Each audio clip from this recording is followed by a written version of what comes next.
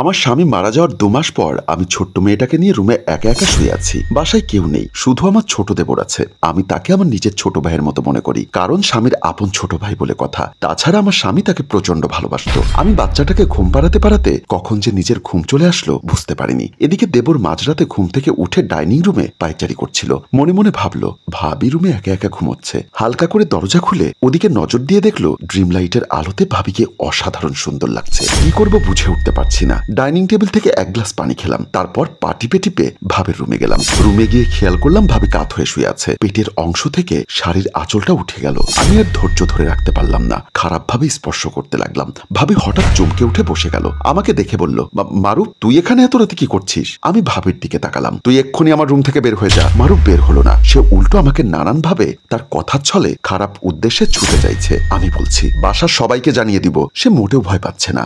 মারুফ একটা হাসি দিয়ে বলল, তোমার কথা কেউ বিশ্বাস করবে না, সেটা আমি খুব ভালো করেই জানি। আমি নিজেও নিশ্চিত কোনো প্রমাণ ছাড়া আমাকে কেউ বিশ্বাস করবে না, উল্টো আমার উপর দোষ চাপাবে। ইদানিং আমি এটাও খেয়াল করছি সে আমার দিকে কেমন দৃষ্টিতে তাকায়। স্বামী মারা যাবার সাথে সাথে সবকিছু উলটপালট হয়ে গেল। আমি নিজের মনকে শক্ত করে ধাক্কা দিয়ে আমার দেবরকে ছিটকে ফেলে দিলাম। তারপর জোরে ধাক্কা দিয়ে রুম থেকে বাহির করে দিয়ে দরজা বন্ধ করে দিলাম। আমার 40 দিনের একটা বাচ্চা আছে। আমার স্বামী 2 মাস আগে রোড অ্যাক্সিডেন্টে মারা যায়। এখন আমার মানসিক অবস্থা কেমন তা আমি জানি। মানুষটা গত হবার পর কেমন যেন একা হয়ে গেছে। তাছাড়া আমার শাশুড়ির সাথেও আমার সম্পর্ক তেমন ভালো না। স্বামী মারা যাওয়ায় তিনি আমাকে অপয়া আর পোড়া কপালি ছাড়া আর কিছুই ভাবেন না। আমাকে সবার মন রক্ষা করে চলতে হয়। এখন ইনকামের একমাত্র পথ আমার একমাত্র দেবর। স্বামী মারা যাবার পর থেকে আমি খুব ভয়ে থাকি। দেবরের চাহনি দেখে বুঝলাম সে কখন আমার রুমে ঢুকে যায়। এতদিন যা ভাবলাম আজকে তাই হলো। বাচ্চাটাকে শক্ত করে জড়িয়ে ধরে থাকি। ভীষণ একা আর ভয় লাগে। পরদিন সকালে ফ্রিজ থেকে এক পোটলা মুরগির মাংস বের করলাম।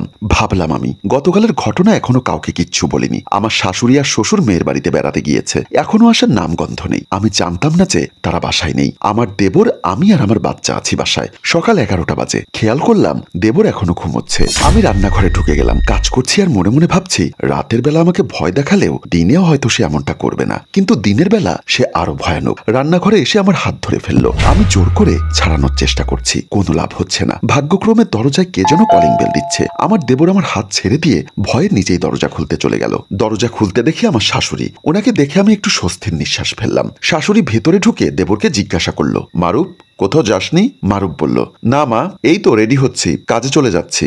কথা বলে তারা রুমে চলে গেল। মারুফ দৌড়ে এসে আমাকে বলল, কাউকে কিছু বললে তোমার খবর আছে। কথাটা বলে গেলাম।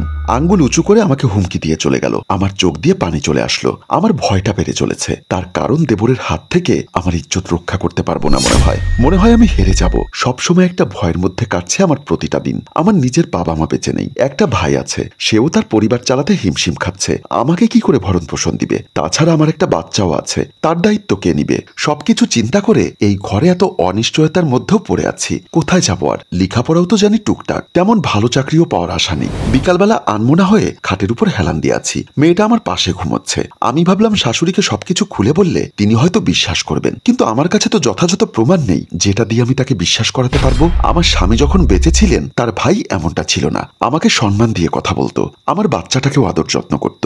আর এখন বুকে সাহস নিয়ে আমি আমতা আমতা করে শাশুড়ির রুমে গেলাম। গিয়ে তাকে জড়িয়ে ধরে কান্না করলাম। তারপর সবটা খুলে বললাম। তিনি আমার কাছে প্রমাণ চাইছেন। আমার কাছে তো প্রমাণ নেই। আমি শাশুড়িকে বললাম, প্লিজ মা, আজকের রাতটা আপনি আমার সাথে থাকবেন, তবে সে কথা যেন আমার দেবর কোনোভাবে জানতে না পারে। আমার আকুতি মিনতি দেখে শাশুড়ি রাজি হয়ে গেল। আমার খুব অবাক লাগছে, এই প্রথমবার তিনি আমাকে বিশ্বাস করেছেন দেখে।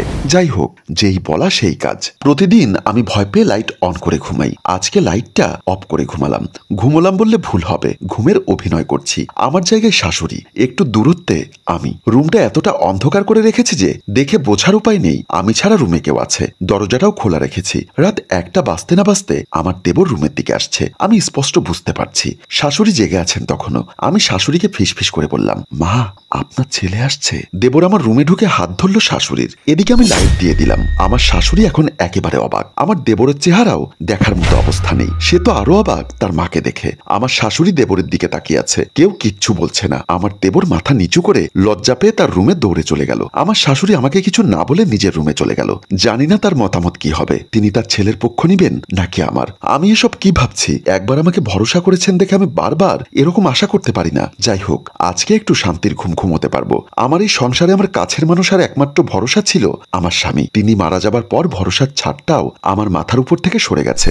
মানুষটা ভীষণ রকমের ভালো ছিল। তার ভাইয়ের বিপরীত, মেয়েদের যথেষ্ট সম্মান করত, কখনো আমাকে অসম্মান করে কথা বলেনি। এইসব ভাবতে ভাবতে ঘুমিয়ে পড়েছি। সকাল হতেই ঘুম ভেঙে গেল। সবাই একসাথে নাস্তা করতে বসেছি। আমার শাশুড়ি আমার দেবরকে সবার সামনে অপমান করছে। এই দৃশ্য দেখে আমি অবাক। যে শাশুড়ি কোনোদিন আমার সাথে ভালো করে সুন্দর করে কথা বলেনি, সেই শাশুড়ি আমাকে সাপোর্ট দিচ্ছে দেখে আমি কোনো কিছু বলার ভাষা হারিয়ে ফেলেছি। আর চোখ দিয়ে 1 ফোঁটা 2 ফোঁটা করে পানি গড়িয়ে পড়ছে। আমার শাশুড়ি যখন আমার দেবরকে অপমান করছে, সে নিচের দিকে তাকিয়ে আছে। ছেলেটাকে আমার স্বামী খুব ভালোবাসতো। নিজের ভাইকে কেউ এত ভালোবাসতে পারে, তাকে না দেখলে বুঝতাম না। আমি মনে মনে ভীষণ খুশি হলাম। আমি ভেবে নিয়েছি আমার দেবর শুধরে গেছে। পরদিন আমি আমার রুমে আমার বাচ্চাকে খাবার খাওয়াচ্ছি। আমার শ্বশুর শাশুড়ি তাদের নিজেদের রুমে ঘুমাচ্ছে। এমন সময় আমার দেবর এসে আমার মুখ চেপে ধরে। আমি নিঃশ্বাস নিতে পারছিলাম না। আমার খুব কষ্ট হচ্ছিল। আমার সাথে জোরাজুরি করতে লাগলো।